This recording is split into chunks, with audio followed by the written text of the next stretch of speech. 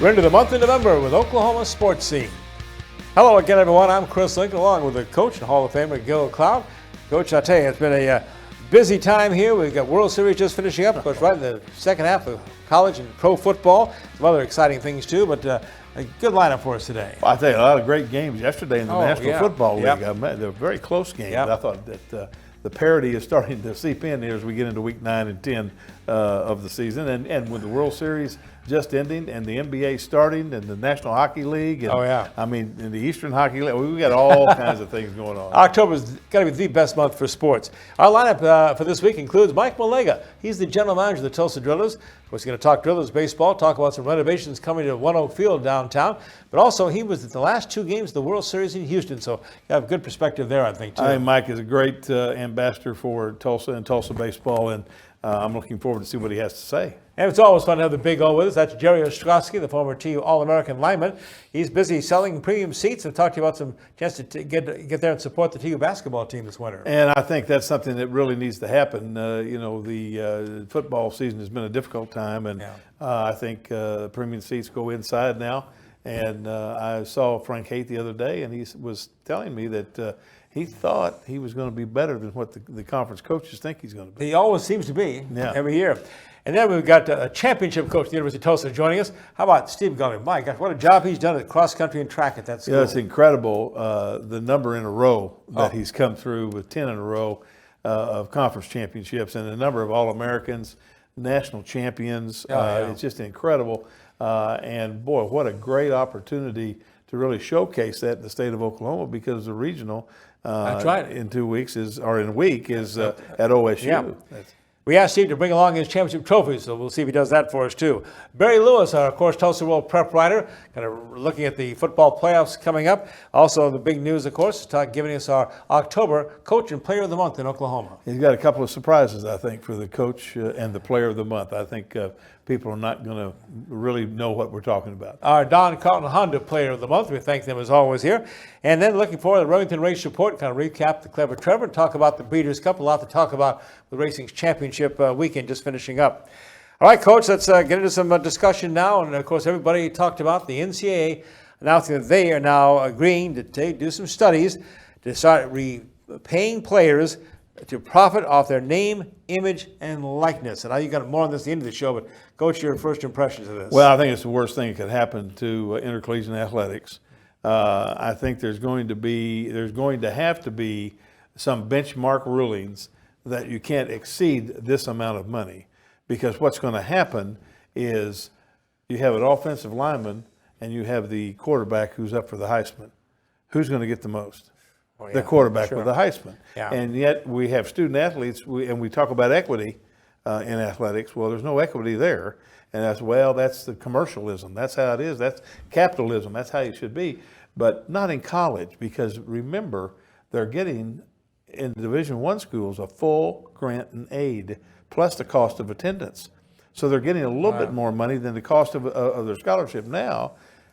If they take advantage of their college education, how much money does that mean for them later on? I know you're a big proponent for Title IX and for women and equality for women. How can they possibly be equal in something like this? It's not. And that's going to be the other part of it. I think if the money is run through the institution, it becomes institutional aid.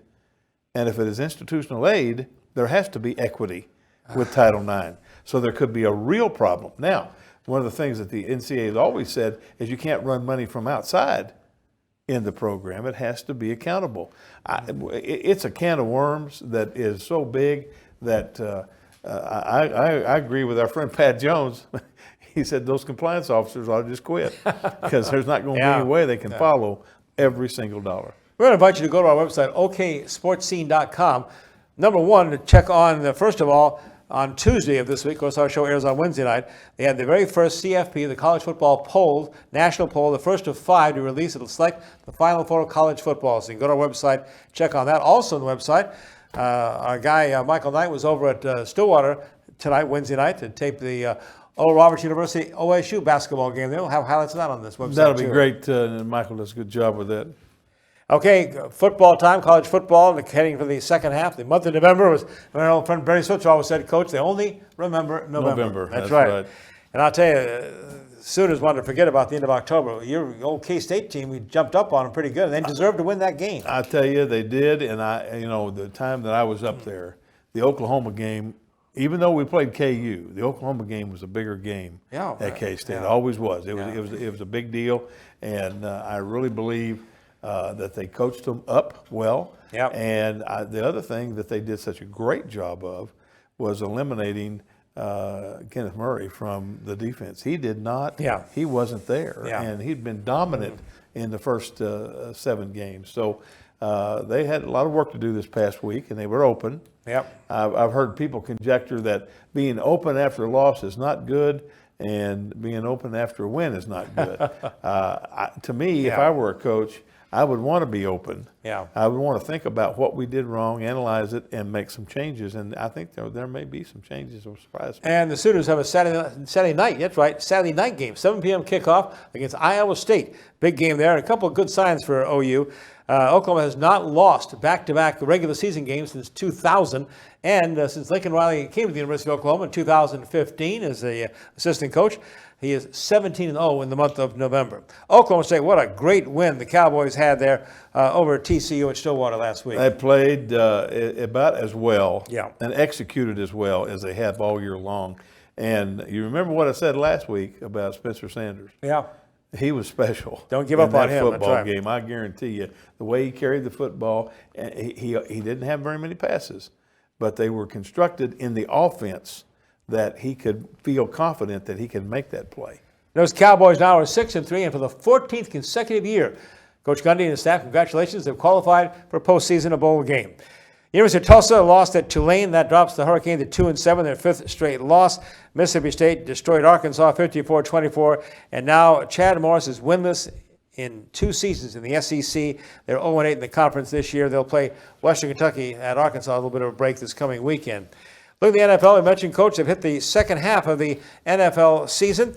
It started this last Thursday night with San Francisco beating Arizona and Kyler Murray, but pretty competitive game, 28-25. Cleveland, what's going on with the Browns and Baker Mayfield? They've lost their way, lost at Denver. They get in a situation where they got a chance to go ahead last night in that football game, and they get a holding penalty. When they make the first down, I mean, they're going to keep the ball moved down, and I don't know. There's a lot of conjecture at the national level about the level of coaching. I don't know. Patrick Mahomes still out for the Kansas City Chiefs, but they managed to get a big win at home, 26-23 over the Minnesota Vikings. Harrison Butker kicking a field goal of 44 yards as time ran out. Chiefs now go on to the Tennessee Titans with a 6-3 record, first in the AFC West. And Monday, of course, the Dallas Cowboys playing the New York Giants, and always a big contest there. One great story about the Kansas City Chiefs. The starting quarterback, Matt Moore, that's right, was coaching high school football 4 weeks ago. Is that amazing? Unbelievable. And what a great job he has done. Yeah, absolutely. Oklahoma City Thunder, well, Coach, this patched-up lineup, losing their 3 superstars. They're playing pretty good basketball. They beat New Orleans 115-104. Last night, as we tape our show, they had Orlando coming into the peak. Then Thursday, they're at San Antonio. Saturday, back home to take on Golden State. That's a shell of themselves. I tell you what I think. I think when I've heard this on 2 or 3 different levels, that Billy Donovan is back to coaching because they'll listen to him. That helps, doesn't it? It does. Yeah. Hey, the Tulsa Oilers are finally got things turned around. They've won 3 in a row now. They beat up on Greenville 8-2 and 3-2. Then they beat Rapid City this past Sunday 4-2. The next home games, they have a game last night with Allen. They go to Wichita on Friday. The next home game after that is November 15th. Rapid City comes to BOK at 7:05. And I have to say one thing about, we've already fired our first college football coach of the season, right? Yep. I mean, and really, it's a cheap deal. Jeez. He gets Willie Taggart will get $17 million for leaving Florida State. Did a bad job, got fired, and they're giving him $17 million. Right. He's got a great agent. Wow, I guess so. Unbelievable. That's the real to college football. All right, guys, we're going to come back, and we're going to talk some baseball. Tulsa Drillers General Manager Mike Melega is going to join us. I bet you saw the last 2 games of the World Series in Houston. We'll recap that and look forward to some big changes coming up at One Oak Field for the Drillers in 2020. Stay with us on Oklahoma Sports Scene. Cheers.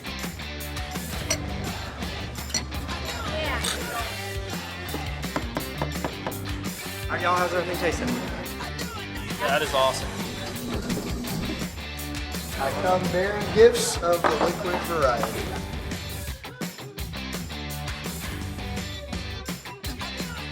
Bricktown Brewery. Come and get it.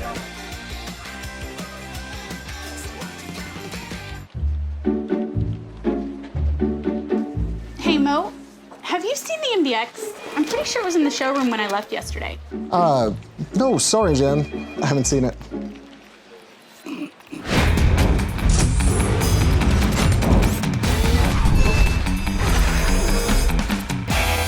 Are you positive you haven't seen it? Hey Mo, I went ahead and pulled the MDX back up on the showroom for it. Oh, hey Jen. Haven't seen it, huh? At Rogers State University, we keep things personal.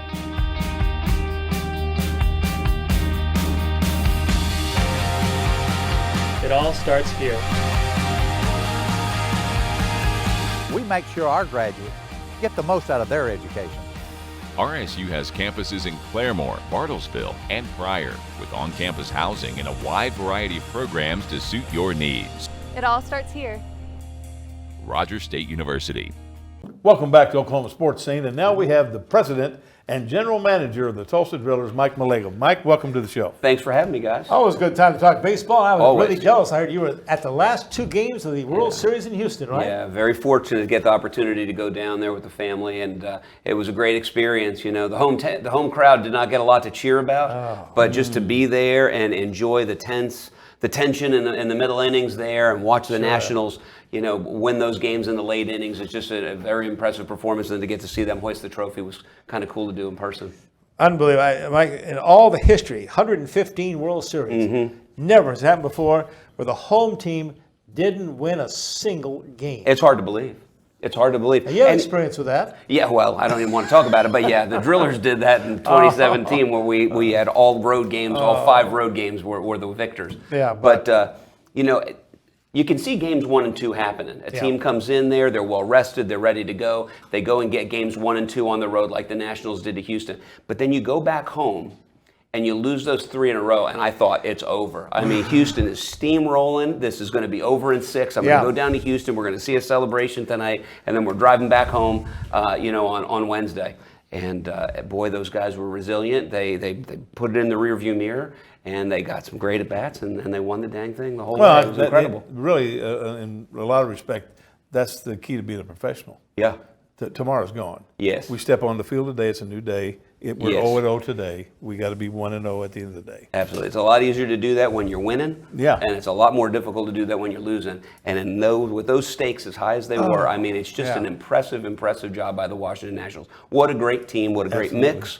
And, you know, they deserve it. Great story, too. The fact that earlier this team was 19-31, right, Mike? Yeah. And they're, by average age, the oldest team in Major League Baseball. Yes. And then from that point on, after 19-31, you know, it was them and the Astros and the Dodgers had the 3 best records in Major League Baseball. So we definitely saw, you know, 2 of the best teams right there at the finish line. And, of course, the most valuable player, the Willie Mays Award for the series, goes to Steven Strasburg, who was absolutely dominant. The Washington Nationals pitcher, 5-0 in the postseason, 2-0 in the World Series, including Game 7. Yeah, and just, I mean, what a consummate professional, humble, had his kids down there after the game. You know, he's the type of guy you root for. He's been their franchise. I mean, he was drafted there. He's had a lot of success there. Now he's got a World Series victory. Tell you what, it speaks volumes, I think, to the character of both those teams, the way they fought through the adversity both ways. I mean, you know, the home runs that were hit and everything, the bad call down the line. And I mean, you know, there's just so many things. What they call it, first base? Yeah. Oh, yeah, that was, I mean, so I'm in the stadium. We couldn't quite figure out what that was all about. And then I got people texting me, Brian Carroll from the office. You know, we got some video. And, yeah, I mean, that's a questionable call, but they overcame that. They hit the home run. Absolutely. You know, right there, then and there, that was when they started to put some distance. They got a lot of discussion on. People were saying that by the letter of the law, that was the right call. Correct. But should that really have been that call? I mean, I'd say 7 out of 10 times a guy running down to first base for a close play is almost approaching it from inside the line. Sure. I mean, it happens very, very frequently. And other highlights that you watch from that game, you'll see guys running down the baseline, and they'll be veering back towards the bag, towards foul territory. Right. So it happens. I think it was because his glove came off, and it just seemed so theatric, like something major happened there. So anyway, it didn't hurt anybody. So how do things look for the Drillers as we go into spring training? Yeah, it's looking good. I mean, obviously we had a great year this year, came up just a little bit short, excellent season. Looks like our manager, Scott Hennessy, who you guys know and have met several times, he's going to be coming back as of right now. So that's really good news. Nothing official yet, but it does look like he'll be coming back to Tulsa, which we, of course, are excited about. And, we had a lot of great talent there at the end of the year that should be coming back. But the big news for us is we're going to be getting all new video boards out at the stadium. 10 years old, the place is starting to get, some of the things are starting to age, especially technology. So it'll be a huge advantage for fans, I think, next year. It'll be a real game changer at the ballpark. Bigger boards, more, clearer boards. We'll be able to add a lot more entertainment and excitement into One Oak Field than we've had. And certainly one of the best ballparks anywhere in baseball. Yeah, no doubt. We're so proud of it, and we've got a great landlord in the Tulsa Stadium Trust, and their mission is to maintain that facility at great standards, at high standards. Whether or not there's new stadiums that come in or not, they're not going to allow it to age and just become an old ballpark. You see it so oftentimes. Some stadiums around 10, 15 years, and you look at it, it looks like it's been around 20, 25 years. One Oak Field, I can proudly say, when you walk in there, you feel like it's only 2 or 3 years old. It really is in great shape. Dodgers are going to be as benevolent with us as they have been in the past? Well, I mean, if they keep drafting correctly and developing players right, I don't think we're ever going to be out of the competition. You know what I mean? That's the way we feel these last few years. They take players away, but then they give us players back that keep us right on the right course. So, it's exciting. This year, the postseason was disappointing, obviously, as a Dodgers fan, but it was awesome to see guys like Gavin Lux, make his debut. He was opening day at the Drillers at One Oak Field, and then he's making his major league debut in the World Series and hitting a home run in his first at bat. Like those types of things were just not the World Series, but the playoffs. Just incredible to watch these guys develop. And there were 12 out of the 25 men on the Dodgers roster had suited up for the Drillers over the last 5 seasons. So, Mike, what happens now? The winter ball off season, where a lot of our players are still playing ball, probably, right? Well, I think the fall league is kind of winding down. They have instructional league at the end of the season, so a lot of our guys were there. Yep. Coach Hennessy, he went out there. He partook in that. Then they have the Arizona Fall League, which is the top prospects. We had a couple of our guys participate in the Arizona Fall League. That's just winding down now. Some guys will go play winter ball, but for the most part, now is the time when they're gonna kick back and enjoy some downtime, and then they'll get their bodies ready for spring training. And February's just around the corner. Is that a prescribed thing from the club, or is it they make a decision they're going to play winter ball? Or what? The club will just the Dodgers will determine that whether they want somebody to play or not. On those types of things. Instructional league, Arizona Fall League, those things are assigned by the Dodgers. But some of the players will have a chance to go play in the Dominican, or internationally, and I think they have to get the rubber stamp, for sure. Yeah. Mike, how about for you, for Brian Carroll, for our staff, all the hard workers? A little break now. What's on tap for you guys? Yeah, the last 6 weeks to 8 weeks have been kind of like the time when we could take a deep breath. Nice. Start thinking about next year. What are the plans going to be? And now, right here, November 1, it's pretty much it's all guns a-blazing. That's full steam ahead. 2020 is on our mind, and we'll get through the holidays, and before you know it, it's January 1, and then it's a dead sprint to opening day. So baseball's right around the corner. It feels like it just ended, but it's right around the corner. That's what everybody asks us. What do you do in the summer? I said, my goodness, we sell our tails off in the summer, exactly. So we can pay for all this. And that's what we do all off season. So we're out there selling and coming up with those great ideas to entertain the fans. Sure. And it'll be another great season in 2020. And I know it wasn't the easiest thing for a devoted, long-time Yankee fan to sit there and watch the Houston Astros representing the American League, huh? Yeah, no. I mean, so you go down there for the World Series and you figure, okay, when in Rome, you're going to root for the home team. So I sucked it up and I rooted for the home team. It didn't pay off, but yeah, knocking out the Dodgers in the World Series, knocking out my Yankees 2 times out of the last 3 years. I wasn't crying in my beer. I was not crying in my beer. What do those two teams need? pitching, I guess, right? Especially the Yankees. The Yankees need Gotta get a pitching, starter. and the Dodgers need late inning. Yeah. Late inning bullpen help, I think, is kind of their key right there, where they're not in that position where they're going to rely on a guy like Kershaw who's not used to pitching in that position. There are going to be a lot of players making a lot of money in the offseason. It's about ready to go. Yeah. It's about. I mean, today is when you find out who's going and who's not getting their options picked up and whatnot. So it'll be exciting here. The next 45 days, we'll be going to the baseball winter meetings in San Diego this year in December. So there'll be a lot of fireworks and a lot of big checks being written here in the next few weeks. Oh, yeah. Well, that'll be good. I mean, if we get some good draft choices, we'll probably get some of them here, huh? Absolutely. Yeah, we'll see what happens the next time the draft comes around, but we'll be fine. And, Dodgers have got us treated well. And our schedule, when do they put that together, the Texas League schedule and stuff? It is ready to go. It's on our website, tulsadrillers.com. It's good to go. We're going to open at home next year, and we've got a nice schedule. We're home for the holidays. We've got Memorial Day weekend, Labor Day weekend. We got 4th of July. Lots of fireworks. Yeah, lots of fireworks. So, it's going to be a great place to bring the family, as always. Well, we got something for you, Mike. We're taking the time to join us today Thank here on you, guys. Sports You Scene. can join us at Bricktown sometime. That's right. All right, I appreciate it. I love going to Bricktown. Mike, thanks again, my friend. You're Take welcome. care. Thank you, guys. Thanks, Mike Melega, the president, general manager of the Tulsa Drillers, as they look forward to the 2020 season. A lot of good changes coming up for One Oak Park as well. All right, the Big O, Jerry Ostroski, is coming to sell some tickets for you TU fans next.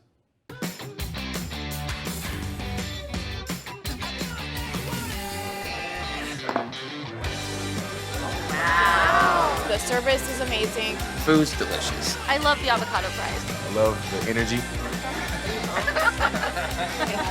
Local beer, great food, truly friendly service. Look all right for you?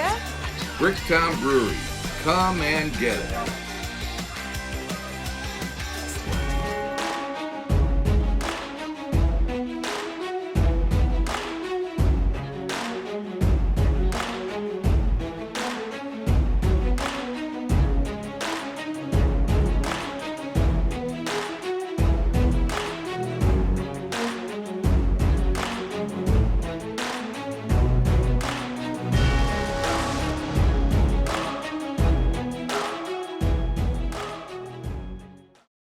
Each week we talk about the GTR, and we know for a fact that Forrest Cameron and his wife Sharon put out a tremendous paper. Well, I brought all 6 of them today. I'd like for you to see them. The Union Boundary, and here is the Owasso Rambler.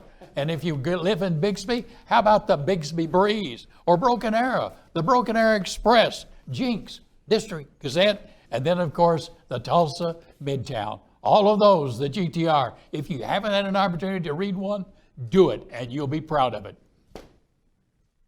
That was great to have with us on Oklahoma Sports Scene. Jerry Ostroski, known as the Big O, of course, former TU football All-American, who now is head of their premium seating. And a busy football season, and still some home games left for us to finish off the season. Yeah, we've got 2 home games left, and I think it's safe to say, as a kid that plays on Friday night, I'm never a fan of the Friday night game. I know, but yeah. Over there, but it is something different. Yeah. Television rules the world, as you guys know. Yeah. And as part of being part of the AAC, it's our obligation to have a couple of those games. So we've got a big game Friday night. UFC comes into town, UCF rather, comes into town, and it ought to be a interesting ball game. I tell you, Jerry, it's just, this team has been so close all year. Just breaks your heart. These kids deserve a break. I don't think anybody realizes how hard it is to win games. Oh. I mean, that's the biggest thing. Yeah. As guys that have been around football, you know, coaches and stuff, you don't know how hard it is to win. And just one little turn of events here and there. And you're going from a season where you've got 4 wins. Yeah. And you beat both of the teams that are on game day. Yeah, how about that? Week, Yeah, right. To 2 wins, and, you know, you're talking about a disappointing season. So this is a team, and one of the things that's been really, really interesting to me that I thought's been awesome, they have not lost this football team. These kids have played hard every week. Right. They continue to play hard every week. They show up. They give max effort, and you know, that's a testament to Coach Montgomery and his staff. I mean, those guys are still in it. You recruit good kids. Exactly. They're going to be good kids. And Exactly. And now he's kind of young, though, really, isn't he? Coach Montgomery? No, the team. Oh, the team, yeah. The team is very, he is too. I know he wouldn't Well, say yeah, that. But yes, the team is young. I mean, we've got some players that are, I mean, most of these guys are coming back. I mean, other than one offensive lineman, I think the rest of the line comes back. You've had 7 or 8 guys play there, and then an experienced group that had graduated 3 dudes that went to the NFL. Yeah. NFL camps, one still on an NFL team. Defense mostly comes back intact except for Edmonston. this is going to be, again, and it's funny, we've talked about this, and before we went on camera, I know Barry's still here, but we talked about it. It's amazing. This is a better team than they were last year. Oh, yeah, but no the doubt. rewards, the win rewards just are not there. And people got to be patient. I mean, I think this is a team that's on the cusp of really, really good things. They are talented, for sure. Well, the conference has gotten better. Oh, Yes. yeah. No, the conference gets better, but that's just how it is with anything. I mean, you've got it's the same way with high schools. You know this. You deal with it all the time. It being a TPS AD, I mean, you've got to change with the times. You've got to get better. And the American Athletic Conference featured live ABC primetime national telecast game day in Memphis. As you mentioned, these are two teams. This game wouldn't have happened if Tulsa got one break or nothing. They had both those teams beat. Exactly. And again, it's amazing to me that they continue to come back. Yeah. I make the joke all the time. It's kind of like, I don't know if you've ever seen Monty Python, Search of the Holy Grail. Right. The knight that keeps getting the appendage just cut off, and he's standing on one leg hopping around, and he's still wanting to fight. I mean, this is kind of how we are right now. I mean, this is a team that has disappointment after disappointment, yet they continue to show up every week and fight and play at max effort. And again, like I said, that's a testament to the kids and the coaching staff. Well, we got basketball just around the corner, and Yes, do we have any seats for sale in basketball? We do. We've got some seats. I know I've got 3 seats down. If you want to, if you want to live like Chris Lincoln and be down on the front row, lifestyles, you know how it is. We've got 3 of those available that you can call me, and I can set you up with those right on first court. But we also have different packs. We got flex packs, mini plans, things for the people that either don't. Nowadays kids drive our lives, right? Yep. Sure. Oh, yeah. And when our kids, we have so many events, it's hard for people to make all 18 games anymore. So we've got flex plans and mini plans that you can call up 631-GO-TU, talk to the ticket office. They'll get you lined out and get you with some plans where you can make them work within your schedule at home. We had TU's media basketball days last week. We have Matilda Mossman coming on the show next week. We have an interview also with Coach Haith. Both seem this time of year very optimistic about their teams. Definitely. Coach Haith I think Coach Haith's team has a chance to be pretty good. And once again, we're talking about another conference in the AAC that not only is really good at football, they're really good at basketball as well. So I think there's a definite talent upgrade from last year. And then you've also got Matilda's team who's coming back. They've got players coming back. They're going to be competitive, getting after it. So it should be a good basketball season. What do you think about the selling the images of student athletes? Well, I mean, it's pretty much the most American thing we have, is it not? Ourselves? Yeah. So, I mean, I don't know how you can tell a person they can't sell their likeness or sell their images. This is what's so interesting. The NCAA came down with this verdict. This is me personally. I'm speaking for myself, not the university. But I think the reason they did it so quickly was they knew it was going to happen. And they wanted to get in front of it so that they can go ahead and probably have their own set of rules to compile with. Yeah, right. So to think this thing's over, it isn't over by a long stretch. Yeah. And you're going to start looking at this. Now think about this, guys. A guy wants to sell his likeness. Well, his likeness has that university's jersey on. Mm-hmm. Well, now not only are you selling your likeness, but you're selling my university too. So shouldn't I get a little bit of that too? Wow. Mm-hmm. So there's going to be a lot of that. I mean, to say the kids can't do this, honestly, with social media the way it is nowadays, YouTube, Twitter, everything else. And that's where I think people are getting this whole thing skewed. They think right away the guy's going to go out and get a car to drive around and do an ad at a dealership. Those guys are few and far between. I think we talked about it. The school that has the most marketable athletes in America, Stanford, because they have the most Olympians. Okay. Really, if you look at most campuses, it's going to be 1, 2, maybe 3 at the most kids that can really, really reap the benefits of huge payouts. But it's going to be those guys that understand social media, understand YouTube, understand Instagram, can hustle, can be influencers. And those are the guys that you're looking at are going to be able to make some money now, which they should. I think the one thing that we need to keep in mind, though, if that money is run through the university, then it becomes a Title IX issue. Oh, there's all kinds of issues. Yeah. Like I said, I think they should be able to make money, but there's a lot of different avenues that are going to have to be looked at. And that's why I thought it was really, really interesting. I think it was Oklahoma that said this, that they were, and it might have been even Lincoln Riley. Yeah, we're all for the guys making likenesses, but we think it should be divided amongst everyone, not just one or 2 people. It should be everyone. Now, why did you say that? Is that because you're looking at possible Title IX implications and things like that? So, believe me, the NCAA came down and did the right thing, but as far as this thing being cut and dry and over with, there's a long way to go. Well, Jerry Ostroski made the point that this football team has not quit on this university or this coach or this coaching staff.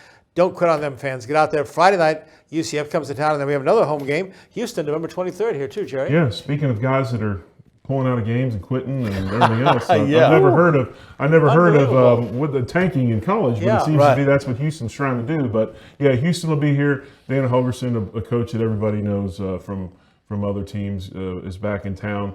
Houston's still a very talented football team, but obviously they haven't had things go well for them either. So we'll see how it goes. We got two very winnable games to finish this year out, and I'd expect nothing but this team to go out and do the best they can and put on a good show. Jerry, got something for you for joining us here on Sports Scene today. Join us sometime at Bricktown, Jerry. All right, Nice. Bricktown, And excellent. Thanks, just to let guys. you know, we also talk about championships at the University of Tulsa, and we will, because Steve Gulley will be here with the championship trophies for our men's and women's cross-country team. That's next on Oklahoma Sports Scene. January 13th to the 18th, the River Spirit Expo Center in Tulsa, the 34th Lucas Oil Chili Bowl Nationals. Monday and Tuesday reserve seats are on sale now by calling 918-838-3777 or get yours at the event. Can't make it for the entire week? Get your general admission pit pass at the event and find seating along the back straightaway. The best drivers in an all-out mudslinging war for the Golden Driller. Get more information, prices, and directions now at chilibowl.com.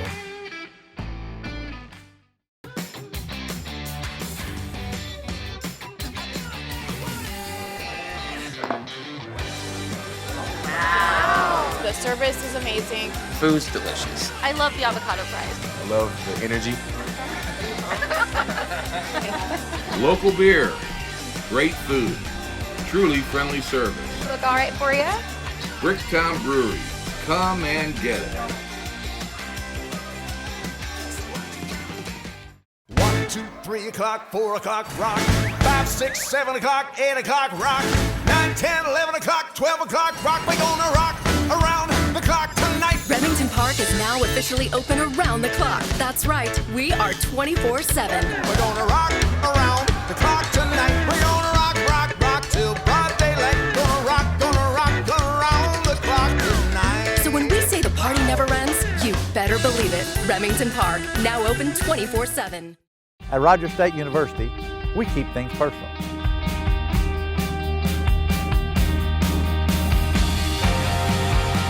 It all starts here. We make sure our graduates get the most out of their education. RSU has campuses in Claremore, Bartlesville, and Pryor, with on-campus housing and a wide variety of programs to suit your needs. It all starts here. Rogers State University. Welcome back to Oklahoma Sports Scene, and these are the championship trophies of the American Athletic Conference for cross-country men and women. They might as well be permanent trophies. Here's Steve Gulley, the head coach of the University of Tulsa, and once again, they're the champions of the AAC. And before that, how many in a row now are we talking about, Coach? This incredible string. Actually 10, counting the men, and the girls have won 5 of the last 10 years, too. Wow, of course, the competition this past weekend in Memphis, Tennessee, absolute dominance by both the team men and women. Talk about the competition. The competition was good. Temple came in and they had actually won the Penn State Invitational, and we had a great meet 2 weeks before where we got third up at Wisconsin and kind of threw us in the top 6 in the whole country. Right. So they kept us alert. You know, you don't want to go in there thinking something's easy, and I think we did pay attention to Temple, and I think they did a good job. I just think we had a little bit of older and more experienced guys at this point. And then on the girls, we probably didn't come in favored. Wichita probably did, and I think we had 4 girls that were seniors, and I think it made a big difference. And they brought it up to me. In the last 4 years, they're the first class that has not won a conference title, so they felt pressure to bring one home. Very good. Well, that's fantastic. In coaching men and women, which are the easiest to coach? I think definitely men, but the women, they're a little bit different, but they're a little bit more emotional. So you have to wear 2 different hats. There's no question. You're switching hats when you're coaching them. But I think it depends on your maturity, too. And I think the men were really a lot more mature and a little more older in this situation. Do you train together? Yes, most all our runs are together, but when we start doing a hard session, we actually separate them so they can have our full attention for coaches with that one gender. I see. Got to give you Steve Gulley's resume. He's unbelievable coach. 33 years as a coach. Would you start coaching when you were 10 or something? No. 33 years as a head coach. Baylor from 85 to 2000, then Tulsa 2000 to the present. Coach Gulley's produced 2 national champions, 154 now conference champions, 108 regional qualifiers, 74 NCAA individual qualifiers, 19 conference team cross-country championships, and 25 NCAA top 25 finishes. Quite a resume, Coach. What is your secret to that kind of success? Wow. A little bit of luck and being at the right spots. There's no question. I was fortunate to get started down at Baylor University. Loved it, couldn't be happier, but when the Tulsa job opened up, I was born and raised in Tulsa. My dad went to the University of Tulsa. I thought this would be a great situation, and I've loved it for the last 19 years. Where'd you go to school here? High school here? Went to Muskogee. Oh, okay, Muskogee, okay. Yeah. Well, I tell you, it was such an impressive resume here, and again, I'm always just fascinated by the training for cross country. The kind of dedication it takes. What kind of miles are we talking about? These young men and women are putting in, getting ready for a championship meet. You would normally back off, but I think especially the men, are looking at the NCAA championship. So I had actually, very unusual, I had an athlete do 100 miles a week last week, the week of a conference championship. But they're older, more mature. Yeah. But our key is, when we get a lot of kids, is we vary the mileage. So a young kid out of high school couldn't do that type of situation, but you have people who's been in the program for 4 years, they can do a lot more. And I think the same thing, we were fortunate, the girls are probably about 60 miles a week, but most of them have been here 4 years.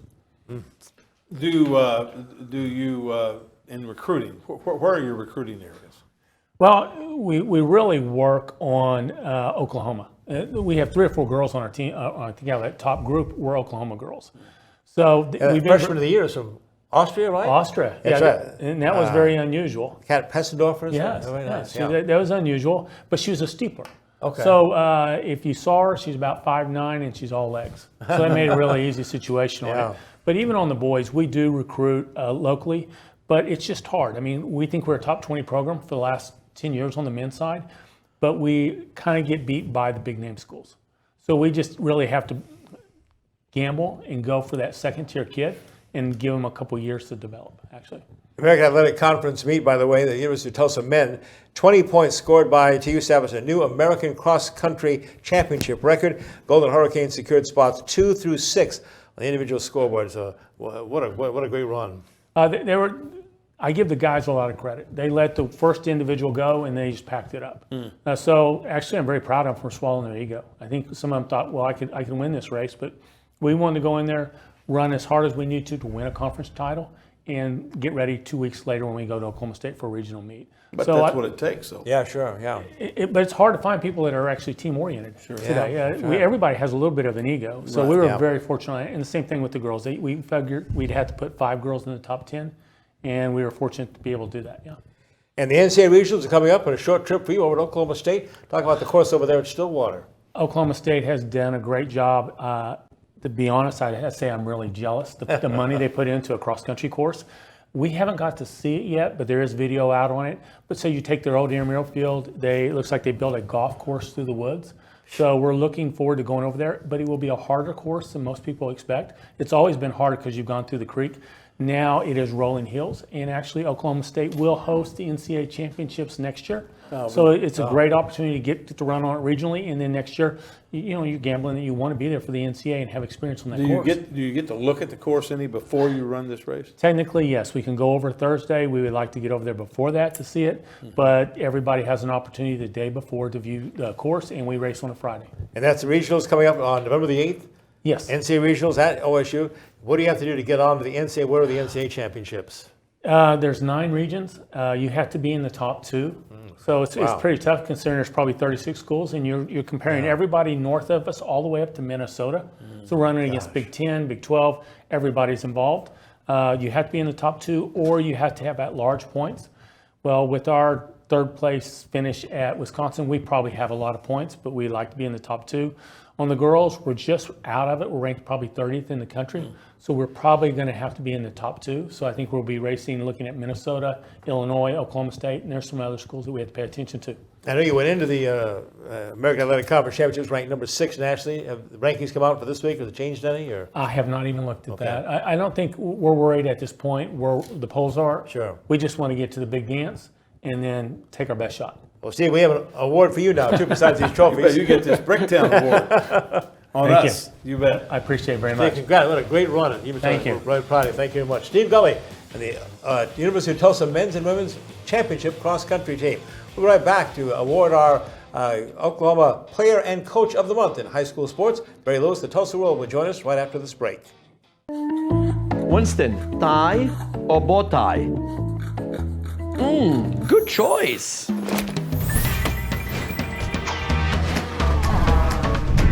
Sammy, they're here. Good morning. Welcome to the... Come on, you guys. What did you think they were here for? Well? It's the Honda Summer Spectacular Sales Event going on now at Don Carlton Honda. Each week we talk about the GTR, and we know for a fact that Forrest Cameron and his wife Sharon put out a tremendous paper. Well, I brought all 6 of them today. I'd like for you to see them. The Union Boundary, and here is the Owasso Rambler. And if you live in Bixby, how about the Bixby Breeze or Broken Arrow, the Broken Arrow Express, Jinx, District Gazette, and then of course the Tulsa Midtown. All of those, the GTR. If you haven't had an opportunity to read one, do it, and you'll be proud of it. At Bricktown Brewery, we're known for our famous original craft beers like Single String Stout and Bluesberry Ale. Did you know we also brew our own root beer at our Oklahoma City brewhouse? It's called Attaboy Root Beer, and you'll love it no matter what your age. Just ask for a Bricktown Kids menu with all the favorites for our guests 12 and under. Bricktown Brewery opens every day at 11 a.m. At Robertson Tire, we'll match any deal you find on tires, but customer service remains at the core of our business. That's why we've been voted the very best in all 3 major area publications. Thank you for choosing Robertson Tire for all your auto care needs. Welcome back to Oklahoma Sports Scene, and we have our old friend from the Tulsa World, the sports guy who knows everything about Oklahoma sports, Barry Lewis. Barry, welcome back. Gil, it's great to be here, Chris. Yeah. Well, Barry, we have, of course, our plaques to present here. Don Carlton Honda, their a player and coach of the month. But before that, let's talk some high school football playoff time. Can you believe this? We're going to the final week of the regular season, Barry. It's high school football is always the fastest moving season. It is. Yeah. My gosh. And talk about some of the big games like Edmond Santa Fe knocking off Jenks. We had Edmond Santa Fe, of course, early an upset Broken Arrow. So things are all of a sudden a little different now this year. Yes. The Tulsa Big Four, the Tulsa area Big Four, wow.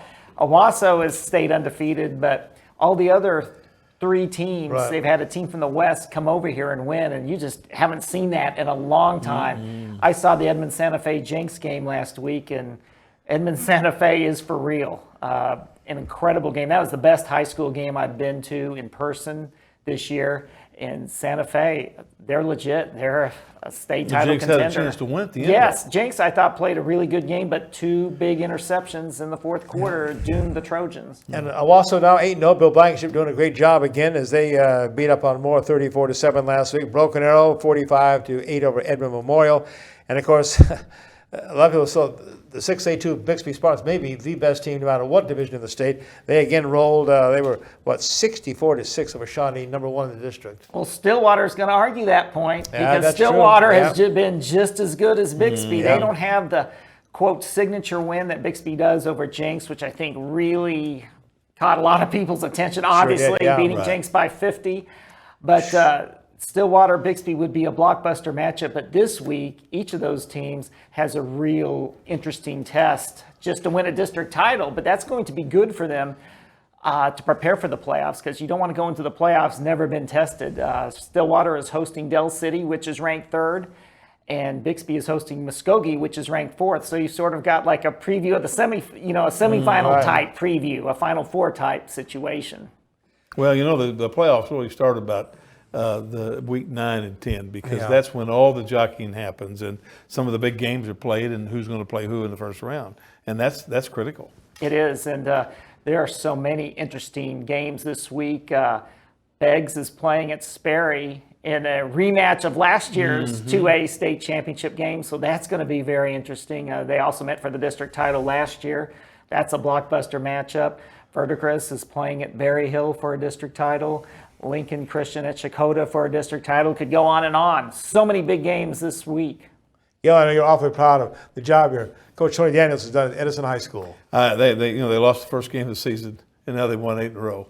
And I think they've done a really, really good job of bringing that program from where it was. Yes, really great job. And not just Edison, but last Friday night was very interesting, or last week was very interesting, because you had 3 teams snap long district title droughts. Tahlequah also snapped a long drought, as well as Bristow. None of those 3 teams had won a district title in this century. Gee, so the last ones they'd won were back in the 1990s. So for all 3 of them to clinch on the same weekend, that was really interesting. So congratulations to all those teams. And now they're looking forward to making, I know they hope, a deep run in the playoffs. You know, I think 5A is kind of open right now. Way wide open. Yeah, I think anybody can win it. I really do. It really does. There's about 9 or 10 teams. I mean, it is the most wide open of the classifications. I agree. Well, it's time now for Barry Lewis to get down to what he's supposed to be doing with us. That is presenting our Don Carlton, Athlete and Coach of the Month in the state of Oklahoma. Kind of a couple of different selections here. Might catch people off guard, you said. Yeah, right? I think so. All right, let's start with our Athlete of the Month for October. All right, our Athlete of the Month is Edmond North's Cameron Backus, volleyball. She helped lead Edmond North to its first state volleyball title since 2015.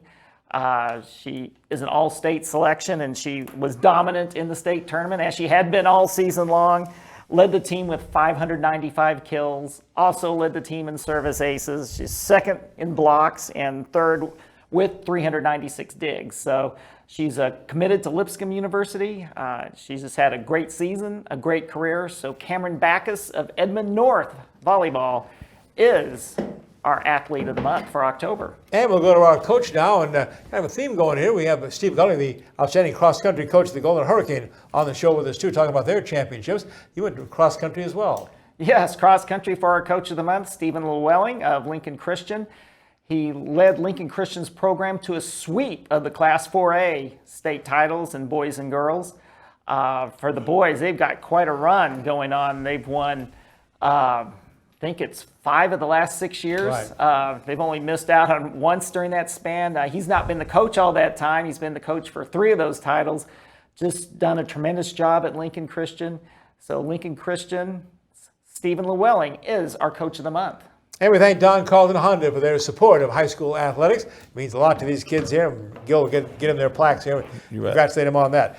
One last thing on the prep news that hit the papers, that we've got a big decision coming up for an outstanding senior basketball player at Booker T. Washington High School. Bryce Thompson about to make a decision. It's down to Final 4 of where he wants to go play with college basketball. Yes, it'll be very interesting to see which school he chooses. Can't go wrong with any of them. He's what? North Carolina, Kansas, Oklahoma, Oklahoma State. Not bad. Yes, it's going to be very interesting, and I know the school which gets him is going to be very happy because they're going to get not only an outstanding player, but an outstanding young man. So it'd be quite the deal if he wound up at OU with Trey Phipps, wouldn't it? Oh, wow. Wouldn't that be something to play with your high school buddy, for 4 more years? Yes, so it's going to be very interesting. It's just great to see our local athletes being so highly recruited. Remind me of the Boone brothers last year. Right, sure. From Memorial. Oklahoma State now. Now at Oklahoma State. And of course, Trey Phipps and so many local players. Of course, Shake Milton was highly recruited 4 or 5 years ago and is now in the, gone on to the NBA. And of course, across the state, Trey Young, what a player he is in the NBA. So these are very exciting times for those of us who love basketball. We have something for you, Barry, as always. When you get past the gym, stop in All Bricktown right. for us. Great. I love Bricktown Brewery. Barry Lewis, he is the prep writer of the state of Oklahoma with the Tulsa World. And we thank again Don Carlton for giving us our Oklahoma High School Coach and Player of the Month. When we come back, it's going to be time for our Remington Report and a Breeders' Cup update. Stay with us. Cheers.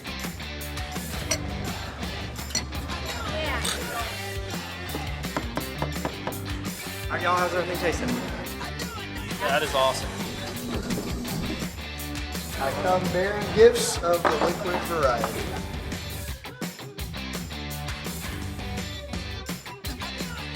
Bricktown Brewery.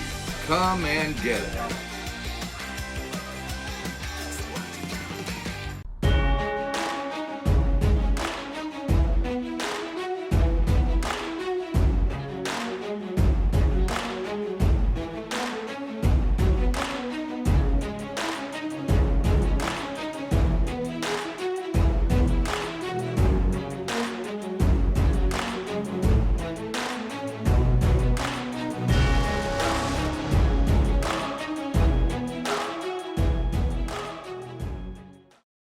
Robertson Tire has been your local tire expert since 1962. Now at RobertsonTire.com, it's easier than ever to get a customized quote. And with our price match guarantee, you can be sure that you're getting the best price. For more information, visit RobertsonTire.com. 1, 2, 3 o'clock, 4 o'clock, rock. 5, 6, 7 o'clock, 8 o'clock, rock. 9, 10, 11 o'clock, 12 o'clock, rock. We're gonna rock around the clock tonight. Remington Park is now officially open around the clock. That's right, we are 24/7. We're gonna rock around the clock tonight. We're gonna rock till broad daylight. Gonna rock around the clock tonight. So when we say the party never ends, you better believe it. Remington Park, now open 24/7. Thoroughbred Racing stages rich year-end championships, the Breeders' Cup World Championships this past weekend at Santa Anita Race Park in Arcadia, California.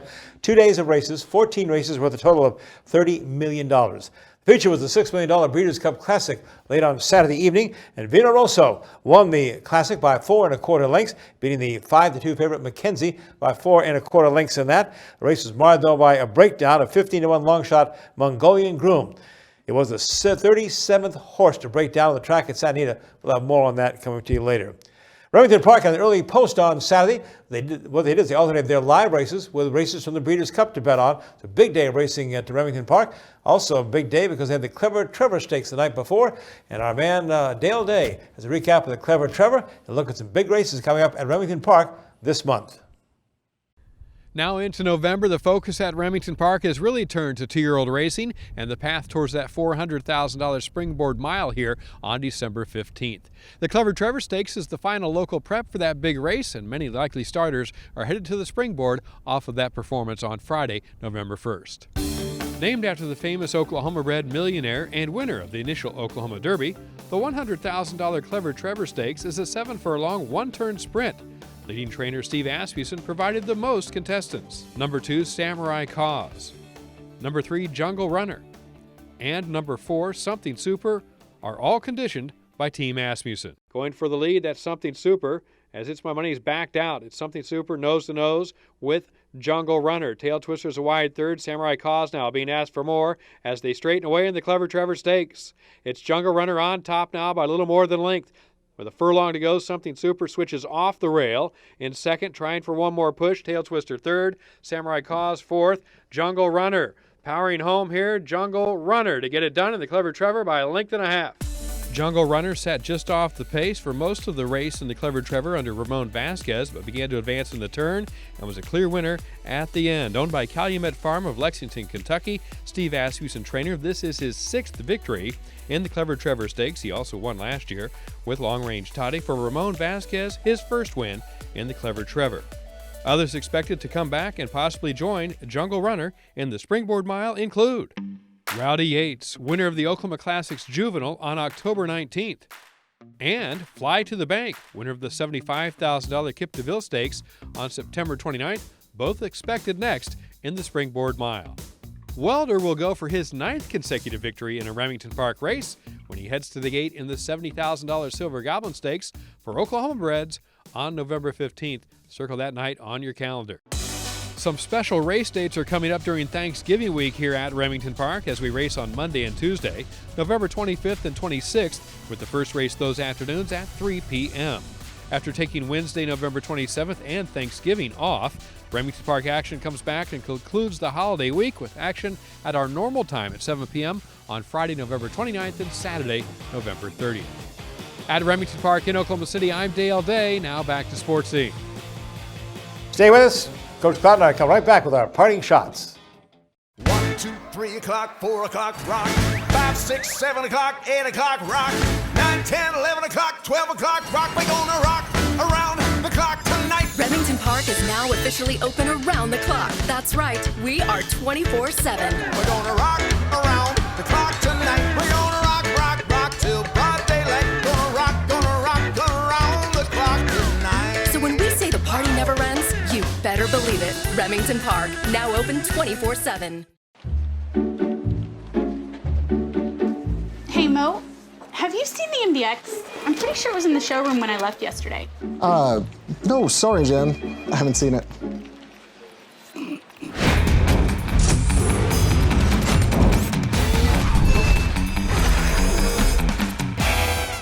positive you haven't seen it? Hey, Mo, I went ahead and pulled the MDX back up on the showroom for it. Oh, hey, Jen.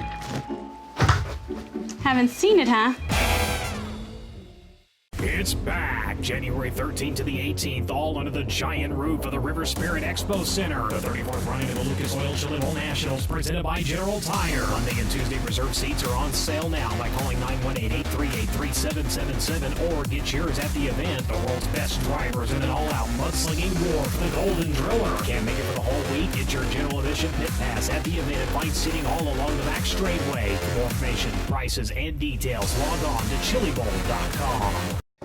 And as always, we close our Oklahoma Sports Scene visit with you with our parting shots. Coach Cloud starts us off. You know, there's been a lot of legislation passed by the NCAA. But the latest legislation passed by the NCAA, where we're going to pay players for their likeliness, their image, their name on the back of a jersey, I think will take us in college athletics down a road that we don't want to go in. I heard a noted former head coach the other day say that all the compliance officers might as well quit because there's not going to be anything that's not a violation when you're paying players. It's kind of like the old days when you would sign with a school and your summer job, you would get paid $10,000 to water one green one day a week. This is what's going to happen. And what happens then is the haves will continue to have and the have-nots will continue not to have. I think it will kill anything below the Power Five. We got to be very careful in putting this piece of legislation into play. Thoroughbred racing just wrapped up a very troubled year for the sport of kings. It started, of course, with that incredible disqualification in the Kentucky Derby. The first time a winner had been taken down in 145 runnings of the Kentucky Derby. That, of course, was the clear winner, Maximum Security, who veered out on a muddy track. They moved up Country House. Country House hadn't won a race since. Meanwhile, at the Preakness Stakes, War of Will won that one. At the Belmont, another big long shot won at 10-1. That was Sir Winston. Only War of Will would go on to even run in the Breeders' Cup this past weekend. He finished 9th. But the overall riding story of 2019 for horse racing, with the incredible number of breakdowns on the track at Santa Anita, one of racing's premier tracks, and of course, the host of this past weekend's Breeders' Cup. 67,811 fans, a worldwide TV audience, watched a long-shot Mongolian groom suffer a serious fracture of his left hind leg, 1/8 of a mile from the finish. They quickly got a blue tarp up over him, moved him into the van, and euthanized him there. But it's an awful way for the race to end, awful way for the year of racing to end. The 37th death of a racehorse at Santa Anita. I was in the thoroughbred racing game for over 30 years. Never seen anything like that in the sport. Traveled all over the world with Hall of Fame trainers. I know how dedicated these horsemen are. The trainers, the jockeys, the grooms, the hot walkers, all the benefit and care of these horses. It's unbelievable what's happened in thoroughbred racing. They've got to correct it, though. Coach, that's a tough one, but I tell you, I don't know what they're going to do. Something's going to be done with the racehorses. Well, I tell you, to have that many in one season is incredible. That's incredible. Congratulations to Will Rogers, their new stadium, a dedication, turned the ground over last week, right? Really excited about that. We had had 250 people show up, alums and foundation folks and everything, and it was a great day for Will Rogers. But it's also a great day for Tulsa Public Schools in the city of Tulsa to have some revitalization in that part of in Tulsa. So to have a stadium there for a venue is going to be really neat, I think. All right, congratulations, Ropers. Thank you for joining us on Oklahoma Sports Scene. We'll see you next week.